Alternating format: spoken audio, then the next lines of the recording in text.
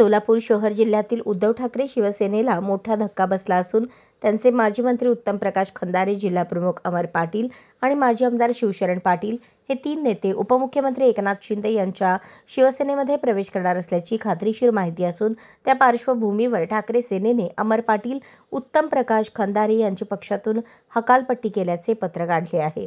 अमर पाटील, शिवशरण पाटील, उत्तम प्रकाश खंदारे येथे गुरुवारी शिवसेनेत प्रवेश करणार असल्याचे समजले.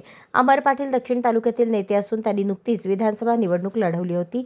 यासह उत्तम प्रकाश खंदारे हे माजी मंत्री आहेत. शिवशरण पाटील एक माजी आमदार असून भाजपमधून त्यांनी विधानसभा निवडणुकीच्या दरम्यान अमर पाटील यांना पाठिंबा दिला होता. अमर पाटील आणि शिवशरण पाटील यांच्यामुळे दक्षिण सोलापूर तालुक्यात शिंदे गटाची ताकद वाढणार असून शहरात खंदारे यांना मानणारा मोठा वर्ग आहे.